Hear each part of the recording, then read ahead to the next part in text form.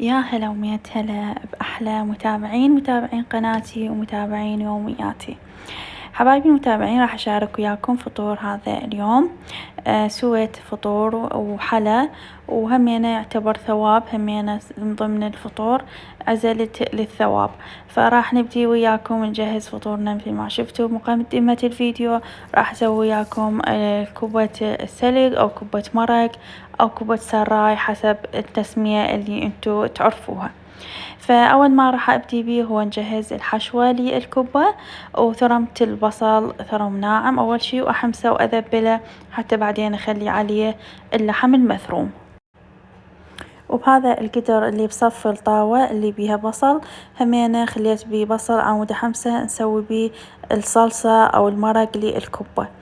بديت أجهز الحشوة بالبصل، وهنا عندي اشتهيت أخلي بوتيتاية واحدة ضمن الحشوة، يعني ثرمتها ناعم، وأبدي أحمسها وأخلي شوية زيت، ما أكثر بالزيت حتى لا تنفتح عندي الكبة. بعدين أبدي أحمسها على الخفيف ونار هادئة وأغطيها حتى البوتيتة اللي ثرمناها ناعم تستوي عندنا. بدأت تذبل عندي الحشوة أو البصل والبوتيتة، بدأوا يذبلون عندي ويتغير لونهم. هسه نزلت عندي هنا قطع من اللحم المثروم، أنا كنت مفرزته، فبس مجرد غسلته بشكل سريع وخفيف وخليته فوقات البصل والبوتيتة وأبدي أحمسه. بنفس الوقت هنا بديت أحمس بالبصل اللي أحتاجه للمرق، وعندي هنا قطعة من الشحم أو اللي همينة تنطي طعم كلش طيب لمرق الكبة، همينة أحمسها ويا البصل. مثل ما تشوفون بدأ عندي يفتح اللحم المثروم وبدأ ينحمس وهيجي يتغير لونه وينشف كل السوائل اللي بيه. أثناء ما أبدي أحمس بيهم راح أخلي البهارات، طبعا البهارات حسب رغبتكم أو أنتوا اللي تحبوه أو متعودين عليها، البهارات أو النكهات اللي تحبون تضيفوها للكبة. أنا بالنسبة لي البهارات الأساسية اللي أحب أخليها بالحشوات، أول شي الكركم يعطي لون حلو للحشوة، ونومي بصرة ينطيها نكهة ويوخر أي زفرة بيها، وبهار كبة، وشوية فلفل أسود. هنا خليت مثل ما تشوفون هذا الزركش، مو كشمش، هالكبة مو طيب ويا هالكشمش، هذا الزركش الناعم بيه نكهة حموضة كلش طيبة، راح ينطي طعم لحشوة الكبة. إذا ما جربوا تخلون بيها وشوفوا شلون طعمها راح يكون كلش طيب. المهم حمست كل الحشوة ويا كل البهارات، وبعدين خليتها تبرد كل زين، يعني تركتها فد ساعتين 3 لحد ما بردت تماما. بهاي المرحلة راح أفرز الحشوة على شكل كرات. حضرت عندي هاي الأكياس النظيفة، وبديت أخذ شوية من الحشوات وأخليها بهاي الكاسة الصغيرة، وراح أبدي ألف هاي الشيس عندي، ألفه بهذا الشكل، صار بشكل كرة. طبعا انتو الحجم أو القياس اللي تحبوه حسب رغبتكم.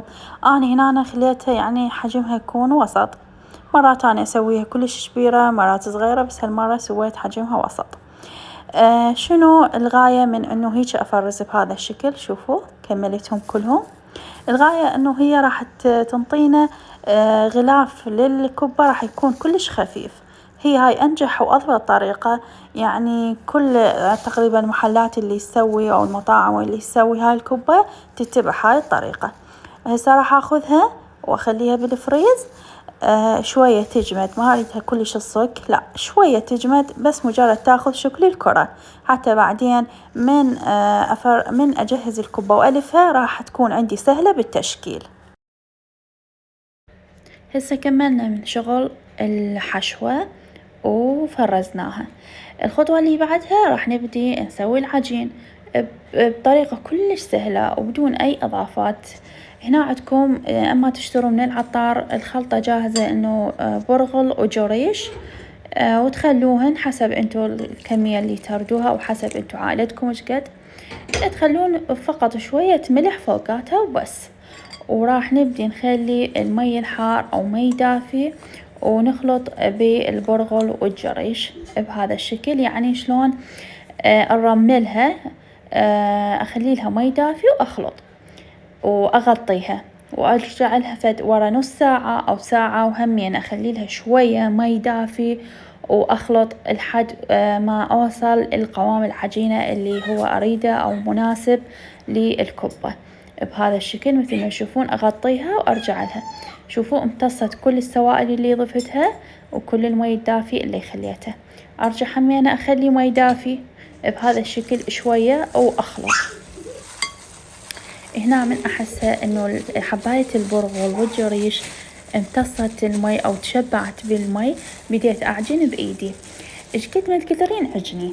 هي هاي الكوباية يحتاج لها عجن كل الزين حتى توصلون للقوام الزين المطلوب، اللي تكون الكوبة مالتها والغلاف مالتها خفيف وتكون هشة وطيبة. وقبل لا أطلع الحشوة من الفريز وأبدي ألف الحشو، أكيد أكمل تجهيز المرق. من حمست البصل خليت المعجون، خليت كمية من المعجون وخليت شوية نومي بصرة وملح. هاي حباية النومي بصرة وخليت ملح وخليت المي وراح أخليها تفور. أكيد لازم تفور كل الزين وتحمى كل الزين هذا المرق أو السوب قبل لا أخلي حبايات الكوبة. إذا خليتيها ويا باردة أكيد راح تنفتح عندك الكوباية وراح يضيع كل تعبك. أترك المرق. من بعد ما جهزته هنا أنا رجعت للعجين، مثل ما تشوفون شلون صارت قوام العجينة بهذا الشكل. قوامها كلش أملس وناعم وعجنتها كلش زين. لازم تنعجن هاي الكوباية كل زين. وبنفس الوقت طلعت كرات الحشوة مثل ما تشوفون تفرزت يعني بشكل خفيف، بس مجرد خذت شكل الكرة. حتى من أبدي ألفها على شكل الكرة راح أشيل كل العجينة الزايدة منها، وراح يكون عندي الغلاف كلش خفيف. ما راح يكون عندكم سميك وثخين بحيث الكوباية تصير عندكم قوية ومو طيبة. بديت ألف بهاي الكوبة بهذا الشكل، يعني ألفها وبنفس الوقت أنزلها بالمرق. بسم الله ما شاء الله تقريبا كملت لف كل الكرات بهذا الشكل.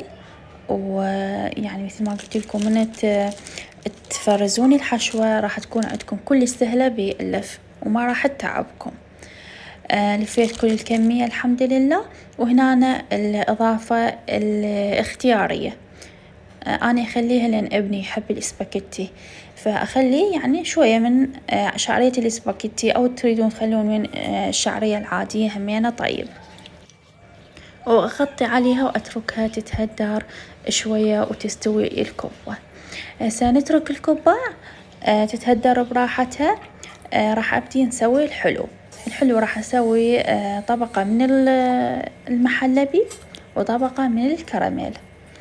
أول شي بديت أخلط بالمحلبي اللي هو حليب ونشا وشوية هيل، وأخير شي أخلي شوية من الزبد وشكر أكيد طبعا.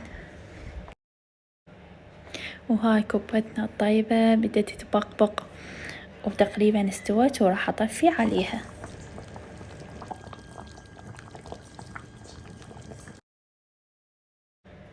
بنفس الوقت عندي استوى المحلبي وانطبخ وثخن. هذا قوامه، أنا أحب قوامه شوي يكون خفيف، ما أحب أخليه هواي نشا بحيث يطغى طعم النشا. المهم وزعته بهذا الكاسات كطبقة أولى وأتركه يبرد تماما. الخطوة الثانية راح أبدي نكرمل الشكر. كوب واحد من الشكر وخليته بهذا القدر وخليه على نار هادئة لحد ما يذوب ويتكرمل بهذا الشكل ويوصل لهذا اللون. لا تخلون لونه كلش غامق حتى لا يصير عندكم مر. وراح أخلي فوقاته من بعد ما تكرمل بهذا اللون، أخلي فوقاته كوب واحد من المي الدافي لحد ما يبدي يذوب عندي الشكر بهذا الشكل. تقريبا ذاب عندي. راح أنزل خاشوقة واحدة من النشا ذوبتها بالمي وخليها فوقات هذا خليط الكراميل. هسه راح يبدي همين شوية يثخن وأطفي عليه. ثخن عندي خليط الكراميل. راح أنزل تقريبا خاشوقة واحدة من الزبد وأذوبها، وبعدين نخلي هاي طبقة الكراميل نخليها فوقات طبقة المحلبي اللي بردت كل الزين. يعني ما أقدر أنزل هاي الكراميل فوقات المحلبي وهو حار، راح ينخلطون سوية. راح أبدي أوزعها بهذا الشكل. شوفوا صارت طبقتين كلش طيب يعني، بس الأفضل إنه المحلبي تخلوا له شكر قليل حتى يتوازن طعمه ويا الكراميل اللي هو عبارة عن شكر. زينته بهذا الشكل، الشكل بسيط، تزيين بسيط. المهم خلصنا من الحلو وكملت عندنا الكبة. هنا بديت هاي الجيراننا، هاي همينة مثل ما قلت لكم إنه راح يكون جزء من فطورنا، راح يكون ثواب. فهذه صينية جيراننا كانوا هم قبل يوم همينة دازينه. طبعا من العادات الطيبة الحلوة بين الجيران إنه بعضهم يذكرون بعض. طبعا بهواي مناطق انقرضت هاي الشغلة، بس الحمد لله احنا ما بيننا جيران هاي الشغلة حلوة إنه ناس تذكر ناس. فهاي عزلت حصة جيراننا كبة وتمر وهل يعني قاسمة الله والحمد لله. وهنا أنا بدأ عندنا أذان المغرب، وبديت أحضر الفطورنا. احنا حضرت أول شي احنا نشرب اللبن وناكل تمر ونكمل ونصلي وبعدين نبدي نفطر. المهم الحمد لله فطرنا بالتمر واللبن وصلينا وجينا هنا راح نبدي ناكل الكبة ونفطر بالكبة. وهنا صورت لكم شكل الكبة من الداخل أو من بعد ما فتحتها. شوفوا غلافها وسمكها شلون كلش خفيف، وهذا شكلها. وأكيد سهمنا وسهمكم العافية. والجزء الأخير من يومنا نخلصه بتنظيف المطبخ وغسل المواعين، المرحلة اللي بعد الفطور. المهم بدينا نغسل المواعين، وراح أخليكم هذا الجزء من روتين غسل المواعين. أكو ناس تحبها يعني هاي الشغلة، من تشوف أحد يغسل المواعين أو تتفرج على فيديوهات غسل المواعين، واني واحدة من الناس. فراح أخليكم هذا الجزء البسيط من غسل المواعين ونرجع من بعد ما نكمل.